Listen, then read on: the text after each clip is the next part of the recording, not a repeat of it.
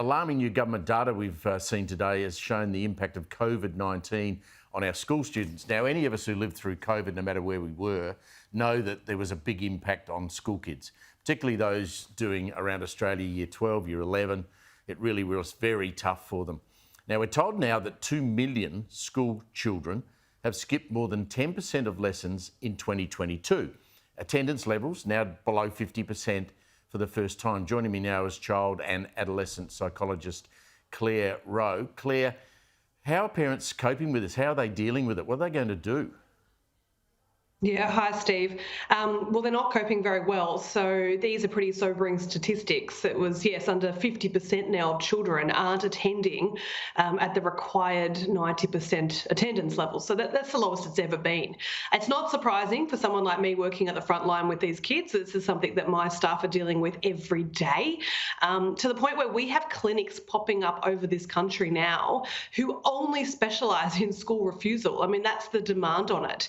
And parents are in tears on the phone to my clinic, tearing their hair out, having to quit their jobs because we're not just talking about year 11 and 12s now, we're talking about primary school age kids who refuse to go to school, are staying in their rooms on screens in bed all day.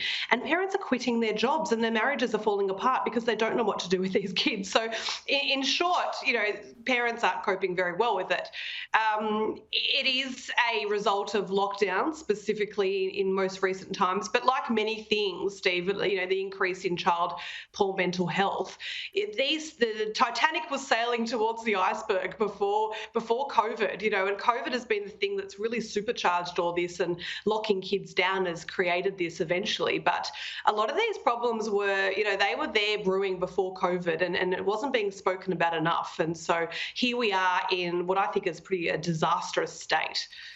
So COVID turbocharged it, and we now have an issue where obviously your sector is going to be completely stretched. We know there's not enough psychiatric help for Australians as it is. What would your advice be to a parent who's got, God forbid that the children are under 12, but a teenage child who's saying, well, I just don't want to go back to school? How do you deal with that?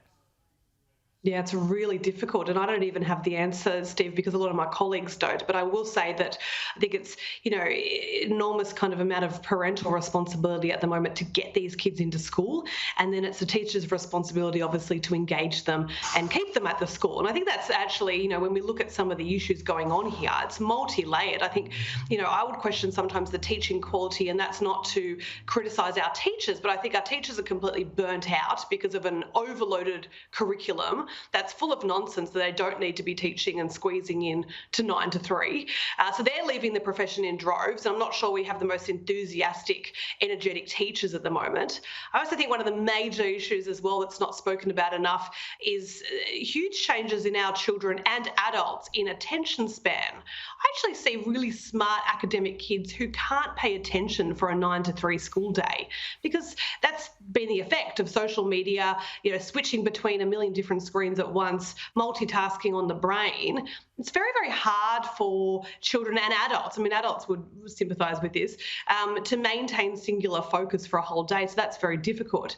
I think parents need to, as well as reaching out to professional help, they need to engage with the school. This can't just be them in solo efforts in the home. They need to reach out and have regular meetings with their school, with their community, with their teachers, and try and have a joint effort to try and re-engage these kids to at least step foot back into the classroom. And I don't think signing them up for homeschooling is the answer, because I'm also seeing that in droves. So we'll just sign them up to the curriculum on the homeschooling.